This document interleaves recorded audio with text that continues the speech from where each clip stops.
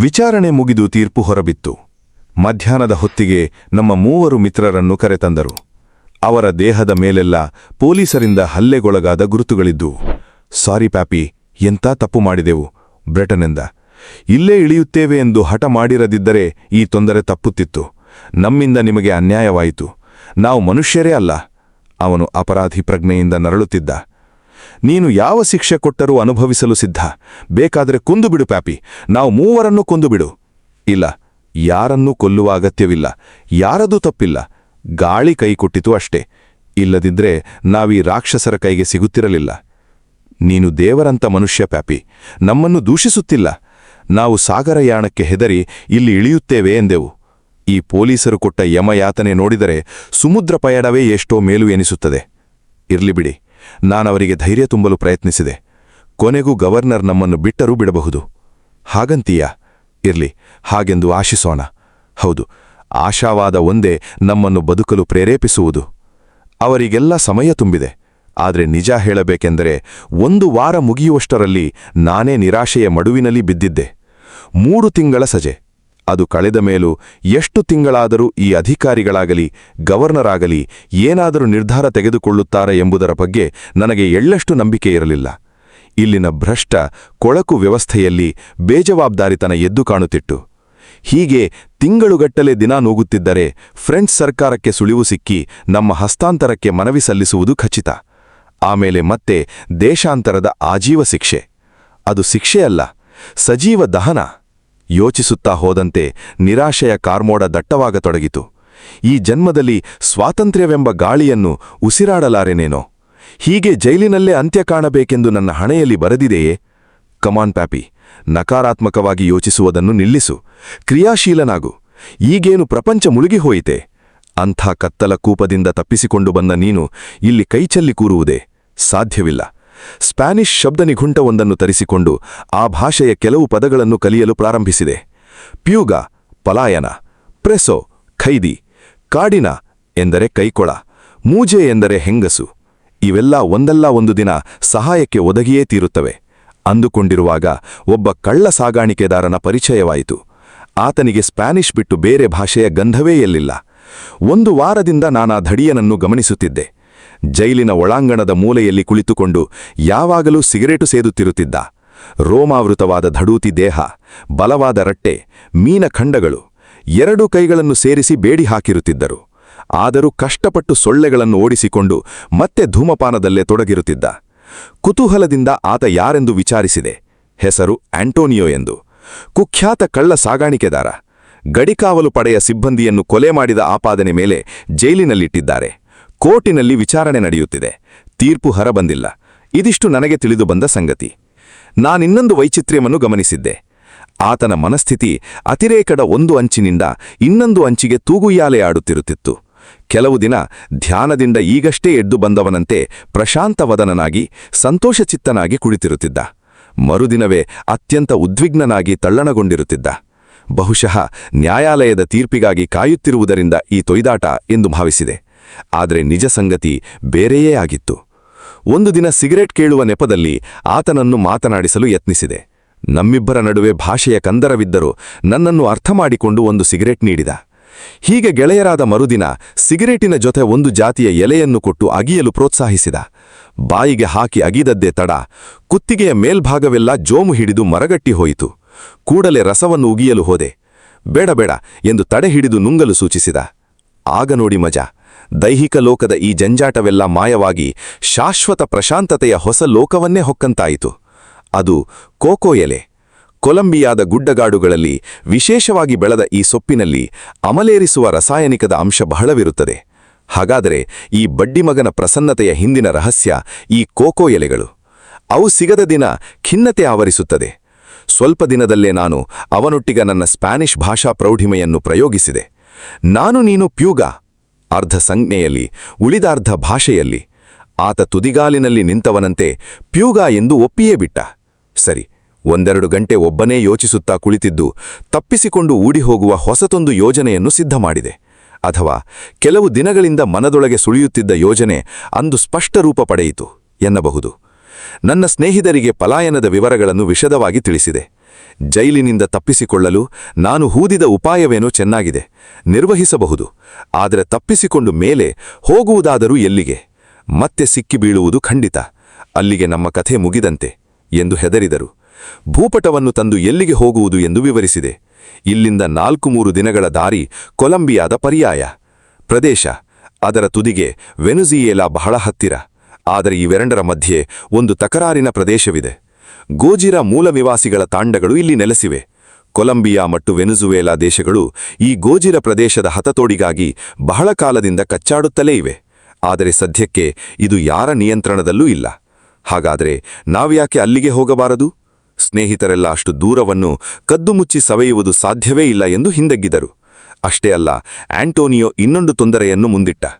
ಅಲ್ಲಿರುವ ಮೂಲ ನಿವಾಸಿಗಳು ಬಹಳ ಕ್ರೂರಿಗಳು.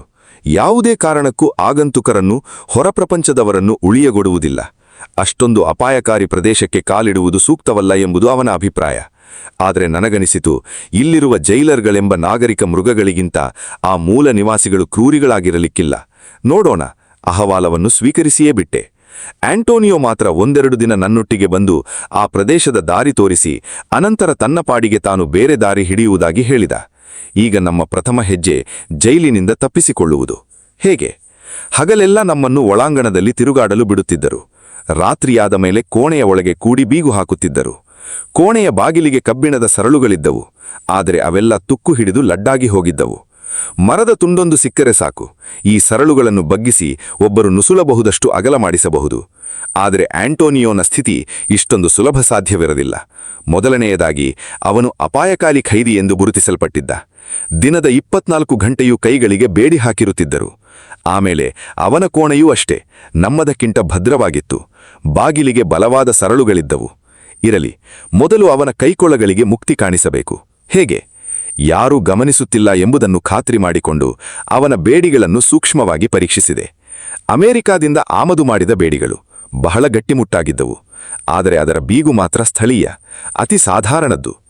ಒಳಗಡೆ ಒಂದು ಸಣ್ಣ ಕೊಂಡಿ, ಅದನ್ನು ಒತ್ತಿದರೆ ಬೀಗು ತೆಗೆದುಕೊಳ್ಳುತ್ತದೆ, ಮತ್ತೆ ಮೇಲಿನಿಂದ ದೂಡಿದರೆ ಬೀಗು ಹಾಕಿಕೊಳ್ಳುತ್ತದೆ.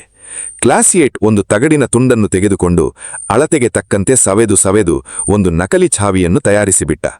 ನಾನು ಆಂಟೋನಿಯೋ ರಾತ್ರಿ ಕೋಣೆಗೆ ಹೋಗುವ ಮೊದಲು ನಕಲಿ ಛಾವಿಯಿಂದ ಕೊಳಗಳನ್ನು ಬಿಚ್ಚುತ್ತಿದ್ದೆ. ಅವನು ಮಾತ್ರ ಕಾವಲುಗಾರಲಿಗೆ ಅನುಮಾನ ಬರದ ಹಾಗೆ ಕೈಗಳನ್ನು ಕಟ್ಟಿಕೊಂಡೇ ಒಳಗೆ ಹೋಗುತ್ತಿದ್ದ. ಹಾಗೂ ಅಕಸ್ಮಾತ್ ಯಾರಾದರೂ ಪರೀಕ್ಷಿಸಲು ಬಂದರೆ ಮೇಲಿನಿಂದ ಒತ್ತಿಕೊಂಡರೆ ಸಾಕು, ಬೀಗು ಹಾಕಿಕೊಳ್ಳುತ್ತಿತ್ತು. ಇಲ್ಲಿಯವರೆಗೆ ಎಲ್ಲ ಸುಗಮವಾಗಿ ನಡೆಯಿತು. ಇನ್ನು ಅವನ ಬಾಗಿಲಿನ ಸರಳುಗಳಿಗೆ ಒಂದು ಗತಿ ಕಾಣಿಸ್ಬೇಕಲ್ಲ. ಕೆಲಸಗಾರನೊಬ್ಬನಿಗೆ $10 ಲಂಚ ಕೊಟ್ಟು ಒಂದು ಹ್ಯಾಕ್ಸಾ ಬೀಳು ತರಿಸಿದೆ ಮತ್ತು ಆಂಟೋನಿಯೋನನ್ನು ಕೂರಿಸಿಕೊಂಡು ನೆಲದ ಮೇಲೆ ಚಿತ್ರ ಬಿಡಿಸಿ ಏನು ಮಾಡಬೇಕೆಂದು ವಿವರಿಸಿದೆ. ರಾತ್ರಿ 3 ಗಂಟೆಗೆ ಎದ್ದು ಶಬ್ದ ಬರದಂತೆ ಸರಳುಗಳಿಗೆ ಎಣ್ಣೆ ಬಿಟ್ಟುಕೊಂಡು ನಿಧಾನವಾಗಿ ಕುಯ್ಯಬೇಕು. ಇದು ಕನಿಷ್ಠ 7-8 ದಿನ ಹಿಡಿಯುತ್ತದೆ. ಕಬ್ಬಿಣದ ಪುಡಿ ಕಸಗುಡಿಸುವವರಿಗೆ ಕಾಣದಂತೆ ಎಚ್ಚರ ವಹಿಸಬೇಕು. ಅದಕ್ಕೂ ಒಂದು ಉಪಾಯ ಸೂಚಿಸಿದೆ.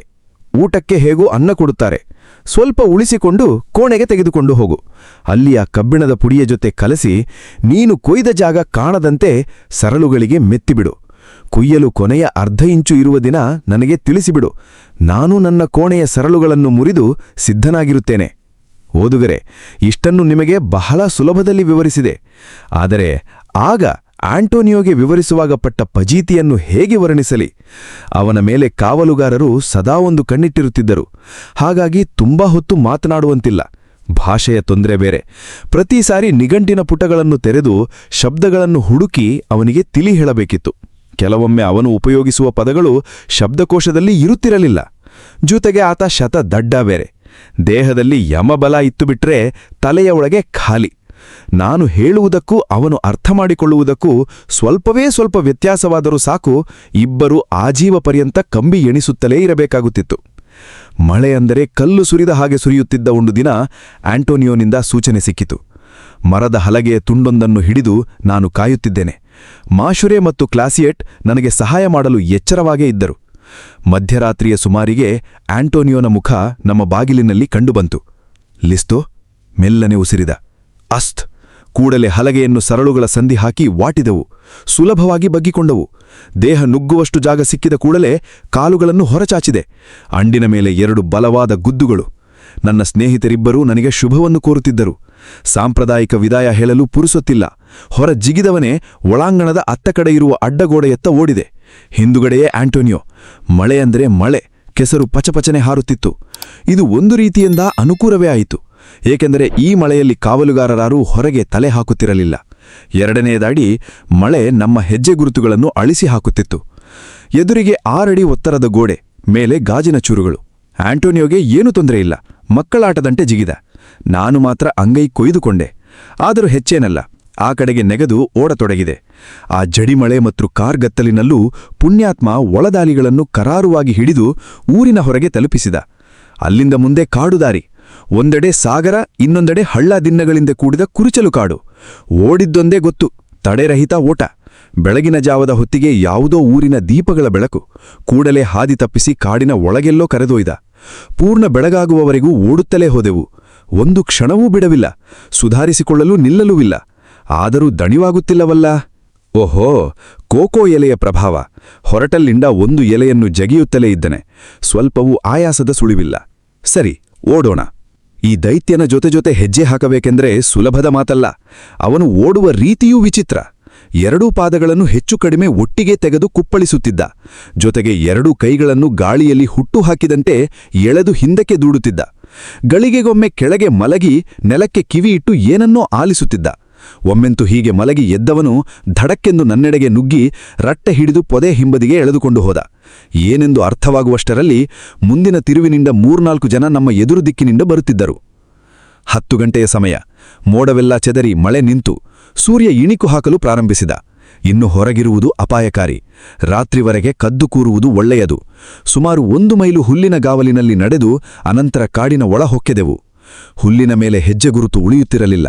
ಇದು ಆಂಟೋನಿಯೋನ ಮುಂಜಾಗೃತಾ ಕ್ರಮ. ದಪ್ಪ ಪೊದೆಯನ್ನು ಅರಕಿ ಮಧ್ಯದಲ್ಲಿ ಕುಳಿತುಕೊಂಡೆವು. ನನಗೀಗ ಸಿಕ್ಕಿ ಬೀಳಲಾರೆಮೆಂಬ ಧೈರ್ಯ ಬಂತು. ಆದರೆ ಆಂಟೋನಿಯೋ ಮಾತ್ರ ಬಹಳಷ್ಟು ಜಾಗೃತನಾಗಿದ್ದ. ಮಾತನಾಡುವುದು, ಸಿಗರೇಟ್ ಸೇವುವುದು ಎಲ್ಲವನ್ನೂ ಸಂಪೂರ್ಣ ನಿಷೇಧಿಸಿದ.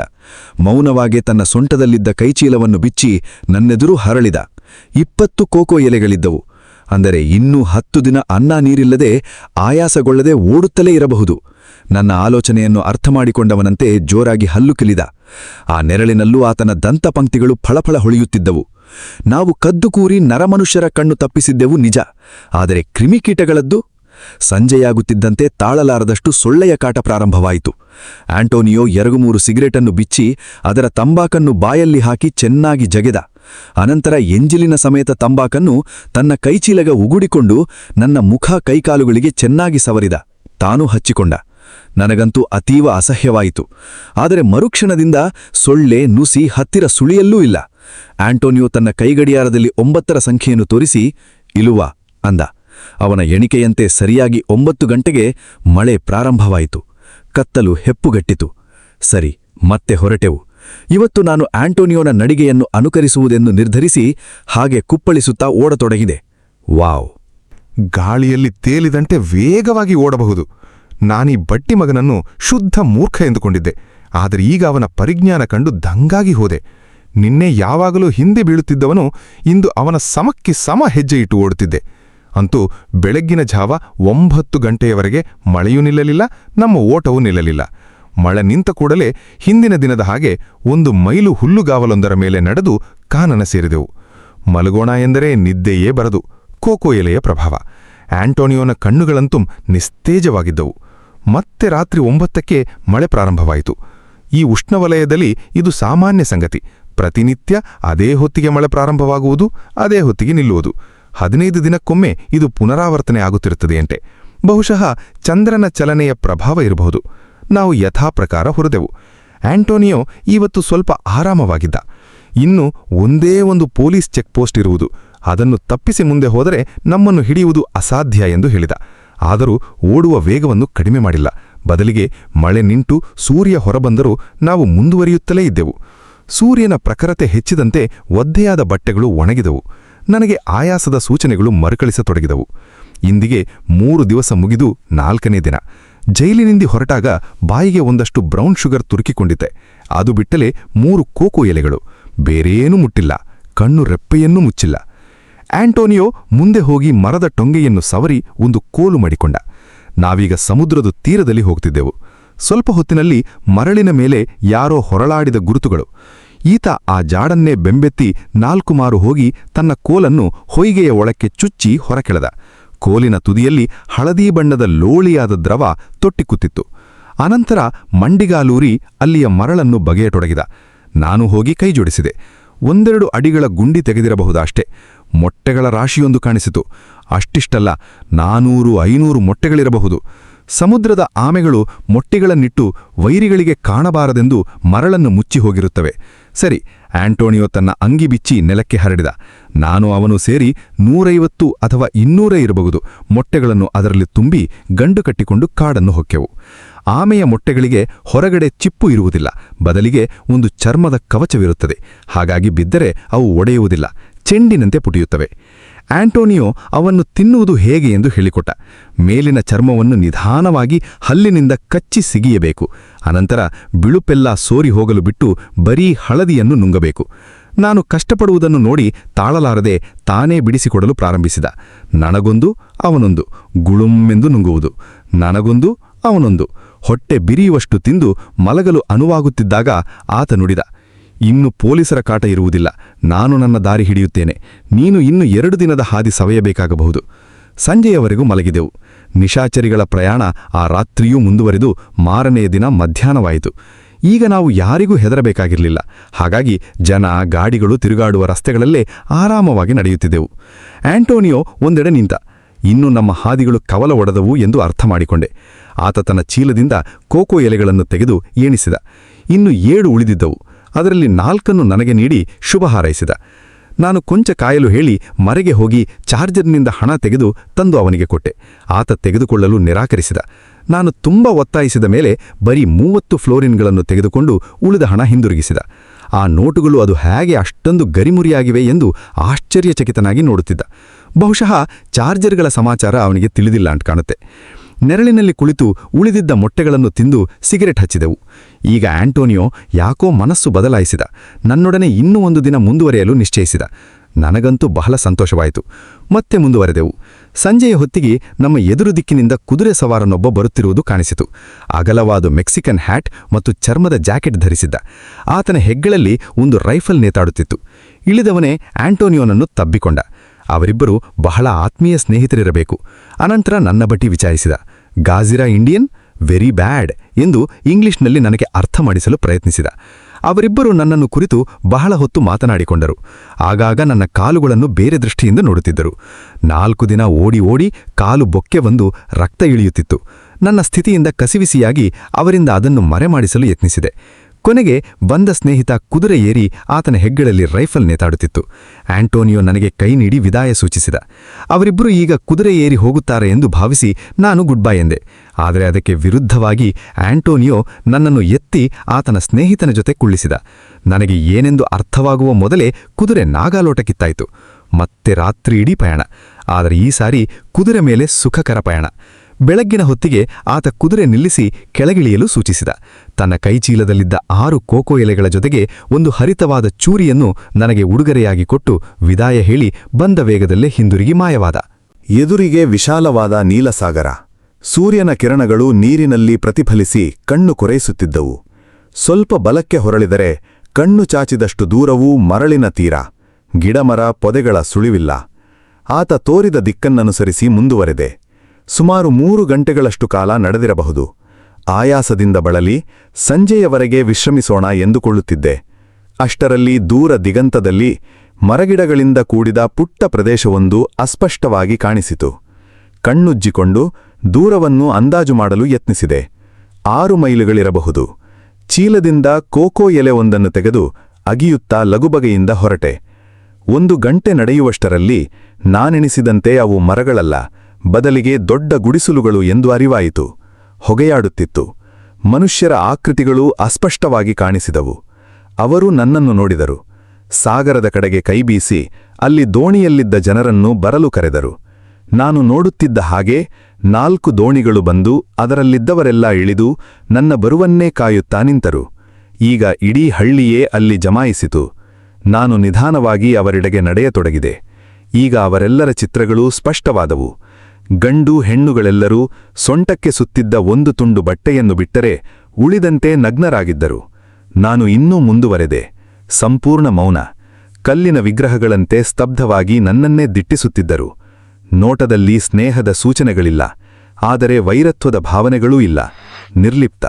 ಅವರ ಮಧ್ಯದಿಂದ ದೊಡ್ಡ ನಾಯಿಯೊಂದು ಚಂಗನೆ ನುಗ್ಗಿ ಬಂದು ನನ್ನ ಮೇಲೆ ಎರಗೆ ಬಿಟ್ಟಿತು. ಮೀನಖಂಡಕ್ಕೆ ಗಕ್ಕನೆ ಬಾಯಿ ಹಾಕಿ ಮಾಂಸವನ್ನು ಕಿತ್ತು ಅನಂತರ ಸ್ವಲ್ಪ ದೂರಕ್ಕೆ ಓಡಿಹೋಗಿ ನಿಂತುಕೊಂಡಿತು. ನಾನು ಮಿಸುಗಾಡದಂತೆ ಸುಮ್ಮನೆ ನಿಂತೇ ಇದ್ದೆ. ಮನುಷ್ಯರಿಗಾಗಲಿ ಅವರ ಸಾಕುಪ್ರಾಣಿಗಳಿಗಾಗಲಿ ಯಾವುದೇ ರೀತಿಯ ತೊಂದರೆ ಮಾಡುವ ವ್ಯಕ್ತಿ ನಾನಲ್ಲ ಎಂಬುದನ್ನು ಅವರಿಗೆ ಮನವರಿಕೆ ಮಾಡಬೇಕಿತ್ತು. ಸ್ವಲ್ಪ ದೂರ ಹೋದ ನಾಯಿ ಮತ್ತೆ ಹಿಂತಿರುಗಿ ಈ ಸಾರಿ ಇನ್ನೂ ರೌದ್ರಾವತಾರ ತಾಳಿ ಬೊಗಳುತ್ತಾ ನನ್ನೆಡೆಗೆ ಧಾವಿಸಿತು. ನಾನು ಕಲ್ಲಾಗಿ ನಿಂತೇ ಇದ್ದೆ. ಇನ್ನೇನು, ಇನ್ನೊಂದು ಕಾಲಿಗೂ ಬಾಯಿ ಹಾಕಬೇಕು. ಅಷ್ಟರಲ್ಲಿ ಬಿದಿರಿನ ಬಾಣವೊಂದು ಮಿಂಚಿನಂತೆ ಬಂದು ಅದರ ಅಂಡಿಗೆ ನಾಟಿತು. ಆ ಬಾಣ ಎಲ್ಲಿಂದ ಬಂತು ಎಂದು ಗೊತ್ತಾಗಲಿಲ್ಲ, ಆದರೆ ಅನಂತರ ತಿಳಿಯಿತು ಊದುಗೋವಿಯಿಂದ ಹೊಡೆದದ್ದು ಎಂದು. ನಾಯಿ ಕೈ ಯೈ ಎಂದು ಅರಚುತ್ತಾ ಒಂದು ಗುಡಿಸಲಿನ ಒಳಹೊಕ್ಕಿತು. ನಾನು ಕುಂಟುತಲೆ ಇನ್ನೂ ಹತ್ತಿರಕ್ಕೆ ಹೋದೆ. 10 ಗಜಗಳಷ್ಟು ಅಂತರವಿರಬಹುದು. ಎಲ್ಲರ ದೃಷ್ಟಿಯನ್ನು ಎದುರಿಸುತ್ತಾ ಅವರನ್ನೇ ನೋಡುತ್ತಾ ನಿಂತೆ. ಎತ್ತರ ನಿಲುವಿನ, ಹರವಾದ ಎದೆಯ, ಗಟ್ಟಿಮುಟ್ಟಾದ ತಾಮ್ರವರ್ಣದ ಗಂಡಸರು. ಹೆಂಗಸರೂ ಅಷ್ಟೇ, ನೀಳದೇಹ, ಸುಂದರವಾದ ದುಂಡು ಕುಚಗಳು. ಅವರಲ್ಲಿ ಒಬ್ಬ ಮಾತ್ರ ಇತರರಿಗಿಂತ ಭಿನ್ನವಾಗಿದ್ದ, ಅಲ್ಲದೆ ಬಹಳ ಗೌರವಯುತನಂತೆ ಕಾಣುತ್ತಿದ್ದ. ಬೇರೆಯವರೆಲ್ಲ ಆಯುಧಗಳನ್ನು ಹೊಂದಿದ್ದರು. ಆತ ಮಾತ್ರ ನಿರಾಯುಧನಾಗಿ ನನ್ನನ್ನೇ ತೀಕ್ಷ್ಣವಾಗಿ ದಿಟ್ಟಿಸುತ್ತಿದ್ದ. ತಕ್ಷಣ ನನ್ನ ಮನಸ್ಸಿಗೆ ಈತನೇ ಈ ತಾಂಡದ ಮುಖ್ಯಸ್ಥ ಎಂದು ಹೊಳೆಯಿತು. ನೇರವಾಗಿ ಅವನೆಡೆಗೆ ನಡೆದು 3 ಅಡಿ ಅಂತರದಲ್ಲಿ ತಲೆ ತಗ್ಗಿಸಿ ನಿಂತೆ. ಆತ ಮುಂದೆ ಬಂದು ನನ್ನನ್ನು ಅಡಿಯಿಂದ ಮುಡಿಯವರೆಗೆ ಪರೀಕ್ಷಿಸಿದ. ಒಂದಿನಿತೂ ಚಲನವಲನವಿಲ್ಲ. ತಾಮ್ರವರ್ಣದ ಮುಖದಲ್ಲಿ ಬಾದಾಮಿ ಆಕಾರದ ಕಣ್ಣುಗಳು ಎವೆಯಿಕ್ಕದಂತೆ ನನ್ನನ್ನೇ ದಿಟ್ಟಿಸುತ್ತಿದ್ದವು. 2 ಭರ್ತಿ ನಿಮಿಷಗಳು. ನನಗಂತೂ ಪ್ರತಿಮೆಯೊಂದರೆದುರು ನಿಂತಂತೆ ಭಾಸವಾಯಿತು. ಆಮೇಲೆ ತನ್ನ ನೀಳ ಬಾಹುವನ್ನು ತೆಗೆದು ನನ್ನ ಭುಜದ ಮೇಲಿಟ್ಟ. ತಕ್ಷಣ ಮೌನದ ಕಟ್ಟೆ ಒಡೆದು ಎಲ್ಲರೂ ನನ್ನೆಡೆಗೆ ಓಡಿಬಂದು ಮುಟ್ಟತೊಡಗಿದರು. ಇಷ್ಟು ಹೊತ್ತು ಕಣ್ಣಿನಲ್ಲೇ ಪ್ರೇಮಸುಧೆಯನ್ನು ಹರಿಸುತ್ತಿದ್ದ ಹದಿವಯಸ್ಸಿನ ಚೆಲುವೆಯೊಬ್ಬಳು ಓಡಿಬಂದು ನನ್ನ ಹಸ್ತವನ್ನು ಬಲವಾಗಿ ಹಿಡಿದುಕೊಂಡು ಪಕ್ಕದ ಗುಡಿಸಲಿನ ನೆರಳಿಗೆ ಎಳೆದೊಯ್ದಳು. ಉಳಿದವರೂ ಹಿಂಬಾಲಿಸಿದರು. ಅಲ್ಲಿ ಆಕೆ ನನ್ನ ಗಾಯಕ್ಕೆ ಚಿಕಿತ್ಸೆ ಮಾಡಲು ಮುಂದಾದಳು. ಉಳಿದವರೆಲ್ಲರೂ ನಮ್ಮ ಸುತ್ತಲೂ ಕುಳಿತುಕೊಂಡರು. ಆ ಚೆಲುವೆ ನನ್ನ ಪ್ಯಾಂಟನ್ನು ಮೇಲಕ್ಕೆ ಮಡಿಚಿ ಗಾಯದ ಸುತ್ತಾ ಇದ್ದ ರೋಮಗಳನ್ನೆಲ್ಲ ಕಿತ್ತು ಸಾಗರದ ಉಪ್ಪು ನೀರಿನಿಂದ ತೊಳೆದು ಶುಚಿಗೊಳಿಸಿದಳು. ರಕ್ತಸ್ರಾವ ನಿಂತು. ಆದರೂ ಅದೇಕೋ ಅವಳಿಗೆ ತೃಪ್ತಿಯಾದಂತೆ ಕಾಣಲಿಲ್ಲ. ಚೂಪಾದ ಚೂರಿಯೊಂದನ್ನು ತೆಗೆದುಕೊಂಡು ನಿಧಾನವಾಗಿ ನಾಯಿಯ ಹಲ್ಲಿನ ಗುರುತುಗಳನ್ನು ಅಗಲ ಮಾಡಿದಳು. ನೋವನ್ನು ತೋರ್ಗೊಡದಿರಲು ನಾನಾದಷ್ಟು ಪ್ರಯತ್ನಿಸುತ್ತಿದ್ದೇನೆ. ಇಷ್ಟು ಜನರೆದುರು ನಾನು ಪುಕ್ಕಲ ಎನಿಸಿಕೊಂಡರೆ, ಆದರೆ ಆಕೆ ಬಿಡುವಂತೆಯೇ ಇಲ್ಲ. ಗಾಯವನ್ನು ಹಿಚ್ಚಿ ರಕ್ತವನ್ನು ಹೊರಡಿಸಿ ನಂಜಾಗದಂತೆ ಮಾಡಲು ಎಚ್ಚರ ವಹಿಸುತ್ತಿದ್ದಳು. ಅಷ್ಟರಲ್ಲಿ ಇನ್ನೊಬ್ಬಳು ಸಹಾಯ ಮಾಡಲು ಕೈ ಹಾಕಿದಳು. ಕೂಡಲೇ ನನ್ನ ಚೆಲುವೆ ಅಸಹನೆಯಿಂದ ಅವಳನ್ನು ಆಚೆ ದೂಡಿದಳು. ಈತ ನನ್ನವನು, ನೀನೇಕೆ ಮುಟ್ಟುತ್ತೀಯಾ ಎನ್ನುವಂತಹ ಧೋರಣೆ. ನನಗಂತೂ ಪ್ರೇಮವನ್ನು ಇಷ್ಟೊಂದು ನಿರಾತಂಕವಾಗಿ ಪ್ರಕಟಿಸುವುದು ಕಂಡು ಕಸಿವಿಸಿಯಾಯಿತು. ಆದರೆ ಸುತ್ತ ನರದವರೆಲ್ಲ ಗಹಗಹಿಸಿ ನಗುತ್ತಿದ್ದರು. ನನಗೆ ಮುಂದೆ ಅರಿವಿಗೆ ಬಂದಂತೆ ಈ ಪ್ರಕೃತಿ ಶಿಶುಗಳ ನಡವಳಿಕೆಯೇ ಹಾಗೆ. ಭಾವನೆಗಳನ್ನು ಸಹಜವಾಗಿ ವ್ಯಕ್ತಪಡಿಸಿಬಿಡುವುದು.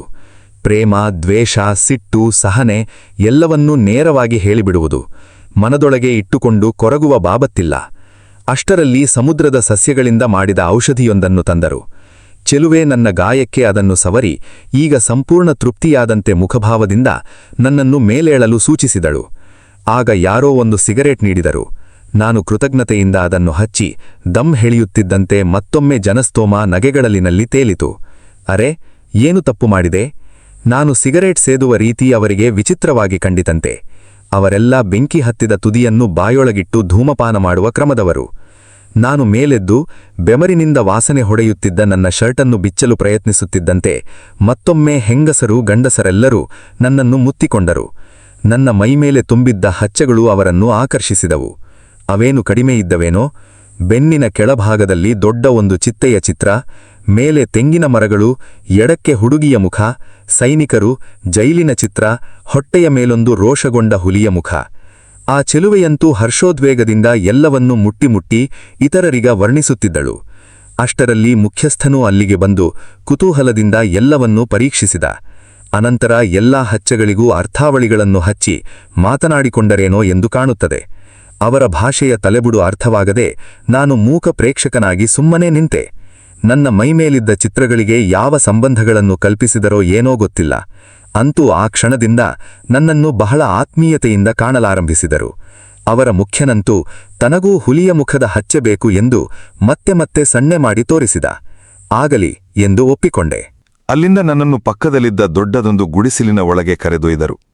ಒಳಗೆ ಕಾಲಿಟ್ಟವನೇ ದಂಗಾಗಿ ಹೋದೆ. ಅತ್ಯಂತ ವಿಶಾಲವಾದ 8 ಬಾಗಿಲುಗಳಿದ್ದ ಮನೆ. ಅದರಲ್ಲಿ ತುಂಬಿದ್ದ ಕರಕುಶಲ ವಸ್ತುಗಳಿಗೆ, ನಿತ್ಯ ಉಪಯೋಗಿಸುವ ಸಾಮಾನುಗಳಿಗೆ ಲೆಕ್ಕವಿಲ್ಲ. ಎಲ್ಲವನ್ನೂ ಓರಣವಾಗಿ ಜೋಡಿಸಿಟ್ಟಿದ್ದರು. ಗೋಡೆಯ ಮೇಲೆ ನೇತು ಹಾಕಿದ್ದ ತರಹೇವಾರಿ ಆಯುಧಗಳು, ಅವುಗಳ ಮಧ್ಯೆ ಸುಮಾರು 7-8 ಜೋಡು ನಳಿಗೆಯ ತೋಟಾಕೋವಿಗಳು. ಇದು ಮುಖ್ಯಸ್ಥನ ಮನೆಯೇ ಇರಬೇಕು. ಆತ ತುಂಬಾ ಅಭಿಮಾನದಿಂದ ಪ್ರತಿಯೊಂದನ್ನು ಬೊಟ್ಟು ಮಾಡಿ ತೋರಿಸಿ ನನ್ನ ಪ್ರತಿಕ್ರಿಯೆಯನ್ನು ನಿರೀಕ್ಷಿಸುತ್ತಿದ್ದ. ಕೊನೆಗೆ ನನ್ನನ್ನು ಕುಳ್ಳಿರಿಸಿ ಕುಡಿಯಲು ಹಣ್ಣಿನ ಪಾನಕ ಕೊಟ್ಟರು. ಹುಳ್ಳಗೆ ಒಗರಾಗಿದ್ದ ಪಾನಕ ಕುಡಿಯಲು ಬಹಳ ರುಚಿಯಾಗಿತ್ತು. ಅನಂತರ ಊಟ ಬಂತು. ಸುಮಾರು 5 ಪೌಂಡು ತೂಕದ ದೊಡ್ಡ ಮೀನು ಆವಿಯಲ್ಲಿ ಬೇಯಿಸಿ ಬಾಳೆ ಎಲೆ ಮೇಲಿಟ್ಟು ತಂದಿದ್ದರು. ಬಹಳ ರುಚಿಕಟ್ಟಾಗಿತ್ತು. ತಿಂದಾದ ಮೇಲೆ ಚೆಲುವೆ ನನ್ನ ಕೈ ಹಿಡಿದು ಸಮುದ್ರಕ್ಕೆ ಕರೆದೊಯ್ದಳು, ಕೈಬಾಯಿ ತೊಳೆಯಲು. ಎಲ್ಲರೂ ನನ್ನ ಪೂರ್ವೋತಿಹಾಸ ಕೇಳಲು ಬಹಳ ಉತ್ಸುಕರಾಗಿದ್ದರು. ಮತ್ತೆ ಮುಖ್ಯಸ್ಥನ ಮನೆಯಲ್ಲಿ ಎಲ್ಲರೂ ಸೇರಿದರು. ಚೆಲುವೆ ಬಂದು ನನ್ನ ಪಕ್ಕದಲ್ಲೇ ತಬ್ಬಿಕೊಂಡಂತೆ ಕುಳಿತುಕೊಂಡಳು. ಆತ ದೊಡ್ಡದೊಂದು ಮೇಜಿನ ಮೇಲೆ ಸೀಮೆ ಸುಣ್ಣವನ್ನು ಉಪಯೋಗಿಸಿ ಹಲವಾರು ಚಿತ್ರಗಳನ್ನು ಬರೆಯತೊಡಗಿದ.